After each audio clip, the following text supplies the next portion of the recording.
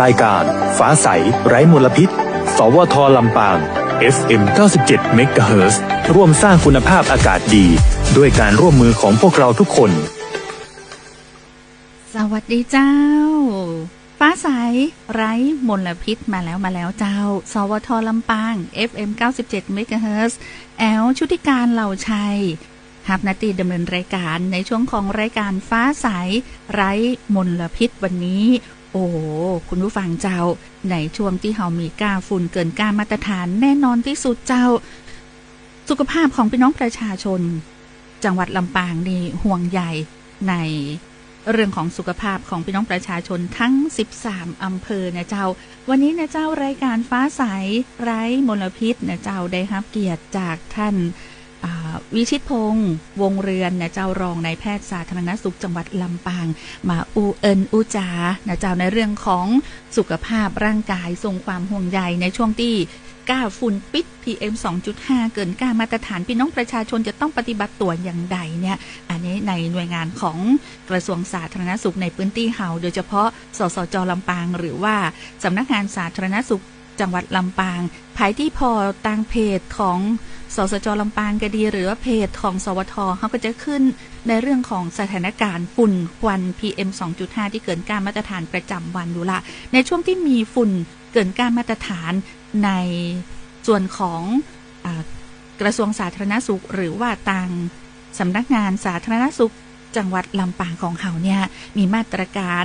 ในการที่จะดูแลสุขภาพของพี่น้องประชาชนหรือว่าการแจ้งเตือนพี่น้องประชาชนจะได้พ่องวันนี้ได้รับเกียรตินะเจ้าจากท่านรองวิชิตพงษ์วงเรือนเนาะรองนายแพทย์สาธารณสุขจังหวัดลำปางท่านเจ้าอู้ถึงเรื่องของก้าฝุ่นเนาะที่เกินก้ามาตรฐานสีแดงนะถือว่าวิกฤตจะขั้นกันมาเป็นสีส้มวันนี้ก็ยังอยู่ในช่วงของสีเหลืองนี่ก็ต้องเฝ้าระวังดูแลสุขภาพมันก็เจ้าพี่น้องประชาชนอันนี้ในส่วนของ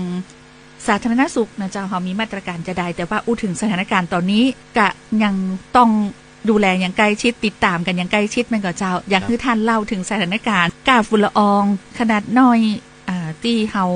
รณรงค์ป้องกันกันเนี้ยPM 2.5 เนี่ยเจ้าฝุ่น PM 2.5 ในพื้นที่จังหวัดลำปางของเฮาเจ้าในส่วนของสำนักงานสาธารณสุขนี่มีมาตรการจะได้พ่องเจ้าสวัสดีท่านผู้ฟังทุกท่านนะครับผมวิชิตพงษ์วงเดือนนะครับรองนายแพทย์สาธารณสุขจังหวัดลำปางนะครับวันนี้ต้องขอบคุณทางสถานีวิทยุกระจายเสียงแห่งประเทศไทยจังหวัดลำปาง FM 97 MHz นะครับที่ได้ให้เกียรติทางสำนักงานสาธารณสุขจังหวัดลำปางได้มาเรื่องการดูแลสุขภาพนะครับวันนี้นะครับก็ถือว่าอากาศวันนี้ถือว่าดีนะครับเพราะว่าตะวันนี่ฝนตกนะครับกว่าจังหวัดลำปางเลยนะครับวันนี้ทางสำนักงานสาธารณสุขจังหวัดลำปางก็จะได้มาเรื่องของการดูแลสุขภาพประชาชนนะครับช่วงที่ค่าฝุ่นละออง PM 2.5 เกินค่ามาตรฐานนะครับเรียกว่าขึ้นสีแดงนะครับรับสีแดงนะครับจากการติดตามสถานการณ์คุณภาพอากาศของกรมควบคุมมลพิษนะครับเพราะว่าในช่วงระยะนี่นะครับค่าฝุ่นนะครับหลายพื้นที่มีแนวโน้มสูงขึ้นนะครับก็ปัจจัยสำคัญก็คือเกิดจากสภาพอากาศที่ค่อนข้างจะนิ่งและก็การสะสมของมลพิษในบรรยากาศทำให้ก่อเกิดฝุ่นละอองเช่นการเผาในที่โล่งการจราจรเนี่ยนะครับเป็นต้นนะครับอันนี้ได้ผลกระทบต่อสุขภาพนะครับฝุ่นขนาดเล็กเนี่ยครับหรือว่า PM 2.5 เนี่ยครับเมื่อเข้าสู่ร่างกายนะครับก็จะมีอยู่2ระบบนะครับอันคือเข้าสู่ระบบทางเดินหายใจก็อาจจะทำให้ก่อเกิดโรคหอบหืดโรคปอดอุดกั้นเรื้อรังนะครับแล้วก็โรคทางเดินหายใจอื่นๆเนาะอันที่2ก็คือถ้าซึมเข้าสู่กระแสเลือดนั่นแหละครับก็จะเพิ่มความเสี่ยงของโรคหัวใจและโรคหลอดเลือดนะครับสิ่งที่เขาเป็นห่วงและกังวลที่สุดคือกลุ่มเสี่ยงที่จะต้องเฝ้าระวังเป็นพิเศษนะครับเช่นเด็กเล็กนะครับซึ่งมีระบบภูมิคุ้มกันและปอดยังบ่พัฒนานะครับเต็มที่เนาะพัฒนาเต็มที่ผู้สูงอายุนะครับอาจจะมีร่างกายที่อ่อนแอและเสี่ยงต่อภาวะแทรกซ้อนนะกลุ่มที่3คือกลุ่มหญิงตั้งครรภ์นะครับจะส่งผลกระทบต่อบรรดาและพัฒนาการของทารกนะแล้วก็สุดท้ายคือกลุ่มผู้ที่มีโรคประจำตัวนะครับนะโดยเฉพาะโรคทางเดินหายใจและโรคหัวใจนะครับอันนี้จะเป็น4กลุ่มนะครับที่จะต้องเฝ้าระวังเป็นพิเศษนะครับสำหรับการคาดการณ์สถานการณ์7 วันข้างหน้าเนี่ยนะครับจากการติดตามแบบจำลองของด้านอุตุนิยมวิทยานะครับเพราะว่าแนวโน้มค่าฝุ่น PM 2.5 เนี่ยอาจจะยังผันผวนในบางช่วงเวลานะครับโดยเฉพาะช่วงเวลาตอนเจ้านะครับหรือว่าช่วงที่มีสภาพอากาศปิดเนี่ยนะครับ อาจจะทำให้ค่าฝุ่นมีโอกาสสูงกว่าค่ามาตรฐานในบางพื้นที่เนาะอย่างไรก็ตามครับถ้ามีการเปลี่ยนแปลงของสภาพอากาศเช่นลมพัดแรงหรือฝนตกก็จะช่วยลดการสะสมของฝุ่นละอองในบรรยากาศลงได้นะครับเพราะนั้นกระทรวงสาธารณสุขเฮานะครับก็ได้ดำเนินการตามมาตรการนะครับจังหวัดลำปางเฮามีระดับสีแดงเมื่อวันที่5 มีนาคมเนาะก็ถือว่าเป็นระดับที่ส่งผลกระทบต่อสุขภาพนะครับสำนักงานสาธารณสุขจังหวัดลำปางเขาก็ได้ติดตามสถานการณ์อย่างใกล้ชิดนะครับแล้วก็ได้ดำเนินการตามมาตรการทางการแพทย์และสาธารณสุขนะครับเพื่อรองรับผลกระทบต่อสุขภาพของพี่น้องประชาชนนะครับในด้านผลกระทบเนี่ยทางหน่วยบริการสาธารณสุขทุกระดับนะครับทั้งโรงพยาบาลโรงพยาบาลส่งเสริมสุขภาพตำบลเนาะรวมถึงพี่น้องเครือข่ายอสม.ได้ร่วมกันติดตามและรายงานสถานการณ์ผู้ป่วยนะครับที่มีอาการเกี่ยวข้องทางระบบทางเดินหายใจนะครับ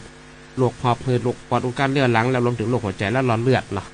ซึ่งก็จะสัมพันธ์กับภาวะมลพิษทางอากาศนะครับเพื่อสามารถประเมินสถานการณ์และการดูแลรักษาได้อย่างทันท่วงทีแล้วก็สำหรับนอกจากนั้นนะครับสำนักงานสาธารณสุขจังหวัดลำปางเขายังได้ดำเนินการสื่อสารความเสี่ยงด้านสุขภาพของพี่น้องประชาชนอย่างต่อเนื่องเนาะผ่านช่องทางเว็บไซต์ของ lpho.go.th เนี่ยนะครับแล้วก็แฟนเพจของ Facebook นี่ของสำนักงานสาธารณสุขจังหวัดลำปางนะครับแล้วก็แอปพลิเคชัน LINE เนาะนะครับแจ้งให้กับพี่น้องประชาชนได้รับข้อมูลที่ถูกต้องและก็สามารถป้องกันตัวเก่าอย่างเหมาะสมนะครับสำหรับมาตรการ4มาตรการของกระทรวงสาธารณสุขเนี่ยนะครับมาตรการเชิงรุกนะครับมาตรการที่1นะครับเขาก็จะสร้างความรอบรู้ด้านสุขภาพและลดมลพิษอันนี้ก็จะส่งเสริมความเข้าใจและลดแรงกำเนิดมลพิษในชุมชนนะครับมาตรการที่2เรื่องของการป้องกันผลกระทบต่อสุขภาพกลุ่มเสี่ยงนะครับเน้นการดูแลเด็กผู้สูงอายุและผู้ป่วยโรคเรื้อรังนะครับมาตรการที่3นี่จัดบริการด้านการแพทย์และสาธารณสุขนะครับในการเตรียมความพร้อมสถานบริการและการเข้าถึงบริการนะครับก็มาตรการที่4คือเรื่องของการเพิ่มประสิทธิภาพการบริหารจัดการและการทางด้านกฎหมายนะครับก็เป็นการบูรณาการทำงานและบังคับใช้กฎหมายอย่างเข้มงวดนะครับมาตรการที่1เนี่ยเรื่องการรอบรู้และลดแรงกำเนิดฝุ่นเนี่ยนะครับก็จะเน้นการลดละเลิกของชุมชนและองค์กรนะครับร่วมใจกันงดเผาขยะนะครับแล้วก็งดเผาวัสดุทางการเกษตรนะครับเพื่อลดกิจกรรมการก่อควันในที่โล่งนะครับแล้วก็ติดตามตรวจสอบค่านะครับคุณภาพของอากาศนะครับการตรวจคุณภาพของอากาศเนี่ยครับก็ยังมีอยู่2แบบนะครับอันที่1ตรวจสอบค่า AQI หรือว่าดัชนีคุณภาพของอากาศเนี่ยนะครับแล้วก็อันที่2เนี่ยของแอปเช็คฝุ่นเนาะอันนี้ก็จะตรวจดูว่าค่าสีต่างๆของในจังหวัดลำปางเราอยู่สีอย่างนะครับเนาะอันนี้เป็นการติดตามนะครับผ่านทางแอปพลิเคชันเนาะสุดท้ายก็คือเรื่องของการป้องกันนะครับเรื่องการสวมหน้ากาก N95 หรือหน้ากากกรองฝุ่นนะครับขนาดเล็กเนี่ยนะครับเมื่อต้องออกนอกอาคารนะครับอันนี้ก็เขาก็มีการไปแจกให้กับกลุ่มเสี่ยงต่างๆนะครับในทุกสถานบริการนะครับรวมถึงอสม.นะครับได้ออกไปดำเนินการแจกหน้ากากอนามัยให้กับกลุ่มเสี่ยงต่างๆนะครับอันนี้คือในส่วนของทางสสจ.ลำปางนะเจ้าสำนักงานสาธารณสุขจังหวัดลำปางก็คือดำเนินการจึงรุกเนาะในการที่จะใช้เครือข่ายเนาะก็คืออสม.ในแต่ละชุมชนทั้ง13อำเภอก็คือได้มีการแจกหน้ากากป้องกันฝุ่น PM 2.5 เพื่อพี่น้องประชาชนจะได้ห่างไกลโรคที่จะเกิดจากผลกระทบจากฝุ่น PM 2.5 ทีนี้ในเรื่องของการเลือกใช้หน้ากากพี่น้องประชาชนอาจจะสงสัยเนาะแล้วถึงวันที่ใส่หน้ากากนี่คือป้องกันฝุ่นได้ก่อหน้ากากแต่ละอย่างบางคนใช้หน้ากากผ้าใช้แล้วก็เอามาซักแล้วก็เอามาใส่ได้ใหม่แต่ทีนี้ถ้าจะเป็นการเลือกในช่วงที่วิกฤตนะเจ้าพี่น้องประชาชนนี่คุณหมอมีคำแนะนำในการเลือกหน้ากากก็จะว่าถ้าเป็น PM 2.5 เขาจะต้องใช้หน้ากากประเภทไหนป้องกันได้มากใดนะเจ้าเผื่อพี่น้องประชาชนจะได้เลือกซื้อและก็ใช้ได้ถูกต้องนะเจ้าถ้าหน้ากากที่สำหรับเหมาะสำหรับคนที่ไปดับไฟนะครับในป่าเนี่ยนะครับเขาก็แนะนำให้สวมหน้ากาก N95 นะครับซึ่ง N95 นี่ก็ถือว่าเป็นมีประสิทธิภาพในการป้องกันฝุ่น PM 2.5 ได้สูงสุดนะครับถึง 99.59% เลยนะครับเนาะแล้วก็สำหรับหน้ากากทั่วไปเนี่ยนะครับก็ถ้าสวมแค่1ชิ้นนะครับก็มีประสิทธิภาพกรองฝุ่น PM 2.5 อยู่ 66% นะครับถ้าหน้ากากอนามัย2ชิ้นเนี่ยก็ประมาณ 89% แล้วก็ถ้าหน้ากากอนามัย1ชิ้นนะครับบวกกระดาษทิชชู่เนี่ยพับครึ่งเนี่ยนะครับประมาณ 98%แ แล้วก็ถ้าหน้ากากอนามัย1ชิ้นนะครับกระดาษทิชชู่2แผ่นพับครึ่งเนี่ยนะครับได้ประมาณ 67%เพราะนั่นก็ถ้าหน้ากาก1ชิ้นบวกกระดาษทิชชู่1แผ่นพับครึ่งนี่ก็ประมาณ 98%เนาะเพราะฉะนั้นพี่น้องประชาชนที่ฟังรายการฟ้าใสไร้มลพิษกับทางสวทลำปางอยู่ในขณะนี้บางคนเป็นอาจจะมีงบประมาณจำกัดนะเจ้าก็จะต้องแบ่งสรรปันส่วนการใช้จ่ายประจำวันถ้าจะเอาเงินมาซื้อ N95 นี่ก็ค่อนข้างจะราคาสูงแต่อย่างคุณหมอนะเจ้าได้ถึงว่า 89.05% กับการใช้หน้ากากอนามัยแล้วก็เอาทิชชู่ที่เขาใช้อยู่ประจำวันเนี่ยห้องตั้งในแหมจานหนึ่งเนี่ยกันได้ถึง 98.05 นี่ก็คือช่วยลดการใช้จ่ายในครัวเรือนของพี่น้องประชาชนได้เลยเนาะแล้วก็ถือว่าหน้ากากอนามัยนี่ก็มีราคาถูกอันนี้ก็เป็นข้อแนะนำที่สามารถนำไปใช้ได้เลยนะเจ้าคุณผู้ฟังเจ้าอันนี้ก็คือเป็นคำแนะนำที่สามารถเอาไปใช้ได้เลยทีนี้ในด้านการจัดการบริการทางการแพทย์และสาธารณสุขเจ้าบัดเดี๋ยวนี้ทางโรงพยาบาลสถานบริการสาธารณสุขในพื้นที่จังหวัดลำปางของเฮาเป็นมีคลินิกที่ชื่อว่าอย่างเกี่ยวกับมลพิษอย่างสักอย่างเนี่ยเจ้าคุณหมอเจ้าครับเป็นทุกโรงพยาบาลนะครับก็จะมีคลินิกมลพิษออนไลน์นะครับเนาะก็มีทุกอำเภอนะครับทุกโรงพยาบาลนะครับมีทั้งแบบออนไซต์และออนไลน์นะครับเนาะก็สามารถโทรไปปรึกษากันได้หรือจะเข้าไปใช้บริการได้ที่คลินิกมลพิษออนไลน์ได้นะครับหากท่านมีอาการที่ว่าอาการเจ็บแน่นหน้าอกนะครับอาการไอเสมหะตลอดเวลาหอบหืดนะครับหรือว่าหายใจเสียงดังบีดเนี่ยนะครับหรือว่าอาการเหนื่อยง่ายนะครับอันนี้เขาสามารถไปใช้บริการได้ที่คลินิกมลพิษออนไลน์ทุกโรงพยาบาลนะครับซึ่งก็มีหมายเลขโทรศัพท์ทุกโรงพยาบาลอยู่แล้วครับสามารถโทรไปก่อนได้นะครับนั่นคือพี่น้องประชาชนทั้ง13อำเภอบ่ต้องมาที่โรงพยาบาลลำปางอยู่ในอำเภอไหนก็ไปใช้บริการคลินิกมลพิษออนไลน์ก็เหมือนกับว่าเซฟโซนห้องปลอดฝุ่นอีมังกับเจ้าหมอเจ้าเจ้าถ้าอยู่แม่เมาะกับไปใช้บริการที่โรงพยาบาลแม่เมาะอยู่เกาะคากับโรงพยาบาลเกาะคาทุกอำเภอมีคลินิกมลพิษออนไลน์นะเจ้าถ้าหากว่าพ่อแม่พี่น้องประชาชนได้รับผลกระทบมีอาการนอนบ่สบายเนื่องจากได้รับผลกระทบจากฝุ่นพิษ PM 2.5 เนี่ยก็สามารถที่จะเข้าไปใช้บริการคลินิกมลพิษออนไลน์ของต่างจังหวัดลำปางที่มีอยู่ทุกอำเภอได้นะเจ้าทีนี้ในเรื่องของการปฏิบัติการด้านการแพทย์นะเจ้าในการที่เราเตรียมพร้อมหรือรองรับสถานการณ์ฝุ่น PM 2.5 ที่คุณหมอบอกว่ามี4ระดับนี่เขามีการเตรียมความพร้อมจะได้เจ้า4ระดับ1 2 3 4ก็ระดับสีเขาก็อยู่รู้ตามสีเหมือนกันนะครับระดับที่1เนี่ยคือมีค่า PM 2.5 ไม่เกิน 37.5 ไมโครกรัมต่อลูกบาศก์เมตรนี่นะครับอันนี้ก็จะเป็นสีเหลืองอยู่นะครับแต่ถ้าเกินนะครับเป็นระดับที่2เนี่ย 37.6 เนาะถึง75ไมโครกรัมต่อลูกบาศก์เมตรนี่นะครับก็เริ่มจะเป็นสีส้มละแล้วก็ระดับที่3เนี่ยคือ 75.1 ถึง 125ไมโครกรัมเนี่ยครับระดับที่3นะครับหรือว่าสีแดงละนะครับสุดท้ายคือระดับที่4ที่มากกว่า125ไมโครกรัมต่อลูกบาศก์เมตรติดต่อกัน5วันขึ้นไปเนี่ยสีม่วงเลยนะครับตัวนี้นะอันนี้ทั้ง4ระดับเนี่ยเราจะมีมาตรการในการดูแลพี่น้องประชาชนนะครับของมาตรการทางการแพทย์อยู่นะครับเอาก็จะยกระดับไปเนาะมาตรการที่1เช่นระดับที่1เนี่ยมีผลกระทบกับสุขภาพเนี่ยก็จะต้องเน้นให้การป้องกันตัวเก่านะครับที่สำคัญคือเขาก็จะเตรียมความพร้อมด้านระบบการแพทย์นะครับทุกสถานบริการนะครับระดับที่2ก็จะเข้มงวดขึ้นนะครับแจ้งข่าวสารแจ้งเตือนเนาะนะครับแล้วถึงขั้นเปิดศูนย์ปฏิบัติการฉุกเฉินด้านการแพทย์และสาธารณสุขแล้วก็ระดับที่3เนี่ยถือว่าทุกหน่วยงานต้องยกระดับการปฏิบัติการให้เข้มข้นนะครับในการดูแลสุขภาพประชาชนนะครับแล้วก็ท่านในแพทย์สาธารณสุขจังหวัดเนี่ยจะต้องเปิดศูนย์ THEOC หรือศูนย์ปฏิบัติการฉุกเฉินด้านการแพทย์และสาธารณสุขจะดูแลผลกระทบต่อพี่น้องประชาชนสุดท้ายแล้วครับระดับที่4เนี่ยที่เกินค่ามาเกิน125ไมโครกรัมต่อลูกบาศก์เมตรเนี่ยนะครับติดต่อกัน5วันขึ้นไปเนี่ยจะยกระดับปฏิบัติการด้านการแพทย์และสาธารณสุขนะครับโดยเน้นการลงปฏิบัติดูแลกลุ่มเสี่ยงอย่างเร่งด่วนนะครับในเชิงลุก เขาก็จะมีอยู่4ระดับนะครับด้านการแพทย์เจ้าทีนี้ใน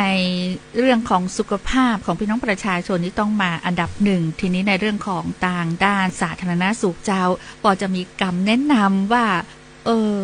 แม้แต่ว่าในบ้านของเขาเนี่ยหลายคนอาจจะเป็นแหล่งที่สะสมฝุ่นก็ได้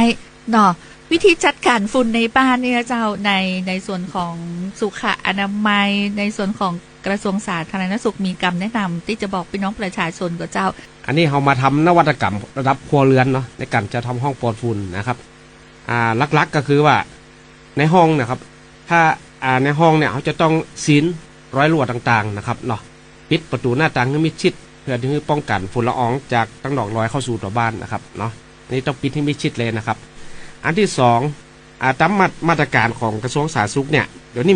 มีแนวทางการจะทำห้องปลอดฝุ่นอยู่3แนวทางนะครับแนวทางที่1คือมีระบบฟอกอากาศระบบฟอกอากาศนี่จะต้องมีตัวเฮปป้านะครับเนาะเครื่องฟอกอากาศนะครับที่ได้มาตรฐานนะครับเนาะมีเครื่องฟอกอากาศนี่ถือว่าเป็นแนวทางที่1เนาะเครื่องฟอกอากาศนี่ได้เครื่องฟอกอากาศที่มีแผ่นกรองเฮปป้าที่ผมว่าได้กินนะครับเพื่อลดปริมาณฝุ่นละอองในห้องหลังจากที่เขาเช็ดทำความสะอาดเรียบร้อยนะครับในห้องนะครับแนวทางที่2นะครับมันจะมีระบบเติมอากาศเข้าไปมีเครื่องฟอกอากาศเติมอากาศนะอันนี้เติมอากาศนี่เป็นแนวทางที่2เนาะซึ่งจะมีค่าใช้จ่ายสูงนิดนึงนะครับในการเติมอากาศเนาะแนวทางที่3เนี่ยครับมีทั้งเครื่องฟอกอากาศเติมอากาศอีกมีค่าใช้จ่ายสูงขึ้นอีกเนาะนะครับแต่ที่เอาแนะนำที่สุดก็คือตอนนี้ก็ขออย่างน้อยนะครับขอแจ้งแนวทางที่1นะครับเนาะมีเครื่องฟอกอากาศในห้องนะครับเพื่อที่จะได้มาตรฐานนะครับที่ถูกต้องนะครับเพื่อจะป้องกัน PM 2.5 ได้เป็นอย่างดีนะครับอันนี้ก็เป็นนวัตกรรมระดับครัวเรือนเนาะสามารถทำห้องปลอดฝุ่นได้นะครับพี่น้องประชาชนที่กำลังฟังรายการอยู่คุณผู้ฟังแฟนรายการสวทลำปางนะเจ้าอาจจะกึดในใจแล้วก็อยากจะถามว่าโอ้ยอีแม่อีปอนบ่มีสตังค์ที่จะไปซื้อเครื่องฟอกอากาศนะแต่ในเบื้องต้นอย่างที่คุณหมอบอกคือปิดประตูหน้าต่างให้มิดชิดเนาะป้องกันฝุ่นที่จะปิวเข้ามาในบ้านผ่านหน้าต่างอย่างเฮาเนี่ยเจ้ามีแฟนรายการหลายคนเปิ้นก็ป้องกันตัวนะอีแม่ปิดประตูหน้าต่างหมดเลยอยู่แต่ในบ้านอันนั้นน่ะคือสิ่งที่ถูกต้องละก็เปิดพัดลมระบายในบ้านเฮาได้เนาะบางคนว่าโอ้กว่าจะไปซื้อเครื่องฟอกอากาศนี่ก็ถ้าจะบ่มีสตังค์ที่ดีที่สุดคือเฮาป้องกันตัวเก่าบนพื้นฐานคือปิดประตูหน้าต่างอันไหนมันหัวที่ฝุ่นจะปิวเข้ามาในบ้านเฮาได้เฮาก็ไปอุดเหียเหมือนกับคุณหมออูนะเจ้าเนาะอันนี้ก็ถ้าภายพอมีงบประมาณก็คืออย่างน้อยก็ต้องมีเครื่องฟอกอากาศนะเจ้าอันนี้เป็นนวัตกรรมที่คุณหมอได้อูไปเรื่องของบ้านปลอดฝุ่นอันนี้ก็จะช่วยลดผลกระทบนอกจากฝุ่นควัน PM 2.5 ทั้งนี้ทั้งนั้นก็ต้องบอกพี่น้องประชาชนทั้ง13อำเภอว่างดเผานะงดเผาในที่โล่งกูอย่างที่เงี้ยน้อยเดียวกับมาได้นะจุดน้อยเดียวกับมาได้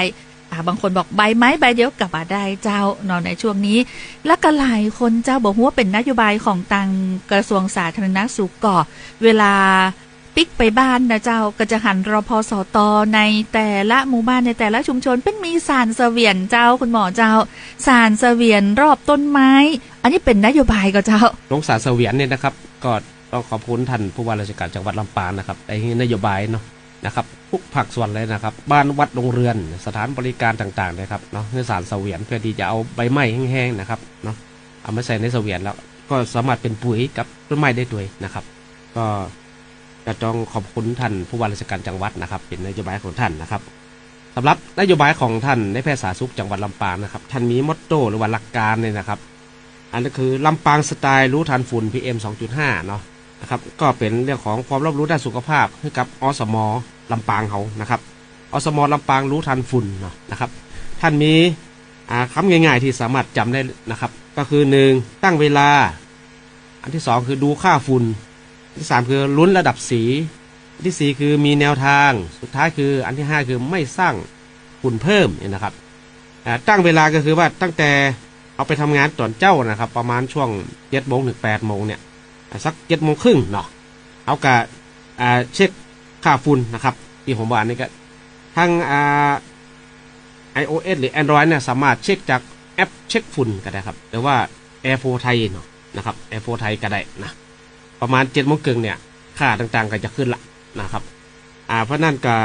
สัก7 โมงเกินก่อนตั้งเวลาก็คือดูค่าฝุ่นก่อนก่อนออกจะไปทำงานนะครับว่าตัวนี้ลำปางเขาหรือว่าพื้นที่เขาสีหยังนะครับเนาะเพื่อจะได้เตรียมตัวอันที่2เรื่องของดูค่าฝุ่นนะครับอันนั้นเด็กแกตั้งเวลาแล้วก็ดูค่าฝุ่นนี่แกที่ผมบอกเด็กแกเนาะต้องรู้สถานการณ์ก่อนนะครับที่เขาจะได้เตรียมตัวในการไป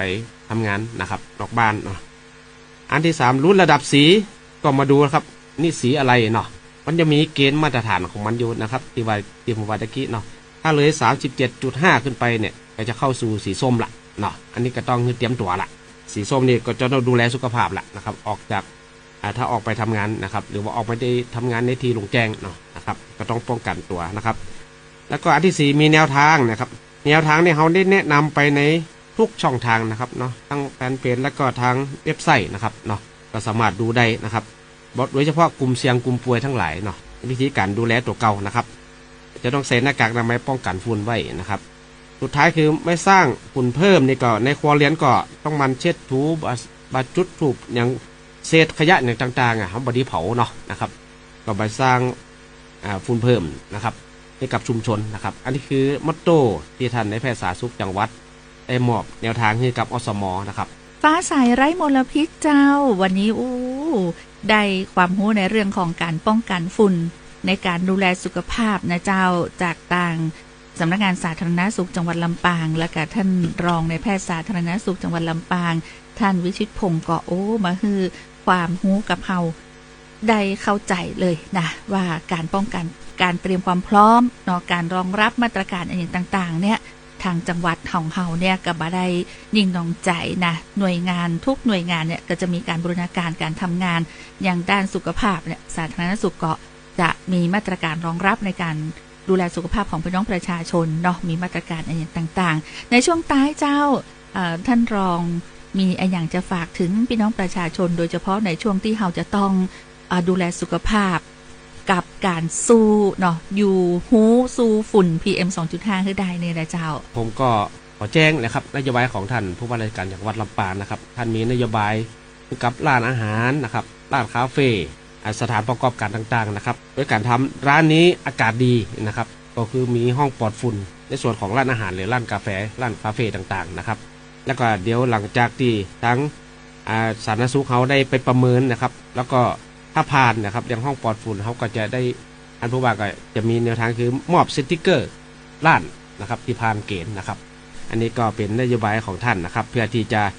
บูรณาการนะครับพร้อมลงมือทั้งจังหวัดนะครับในการป้องกันผลกระทบต่อสุขภาพของพี่น้องประชาชนและผู้บริโภคนะครับและก็กลุ่มเสี่ยงต่างๆพร้อมสร้างพื้นที่นะครับป้องกันภัยนะครับในชุมชนอย่างเป็นรูปธรรมนะครับอันนี้ก็ขอแจ้งนำเรียนให้พี่น้องประชาชนทุกท่านทราบเลยนะครับซึ่งเป็นนโยบายที่ดีนะครับสุดท้ายก็คือว่าก็คงหลังจากนี้ไปนะครับก็คงจะฝากพี่น้องประชาชนให้กอดติดสถานการณ์นะครับเพื่อปกป้องสุขภาพของทุกท่านนะครับผ่านทางเว็บไซต์ของทางการนะครับว่าจะเป็น lpso.go.th นะครับ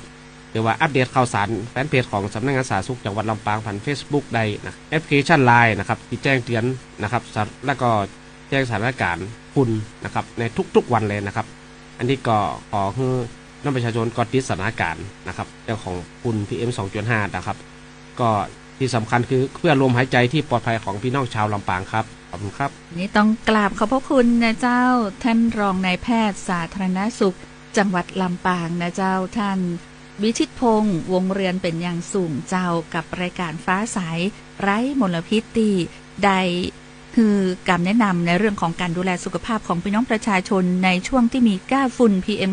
2.5 เกินก้ามาตรฐานในพื้นที่จังหวัดลำปางต้องขอบพระคุณท่านเป็นอย่างสูงเลยเจ้ากำลังฟังฟ้าใสไร้มลพิษสวทลำปาง FM 97 เมกะเฮิรตซ์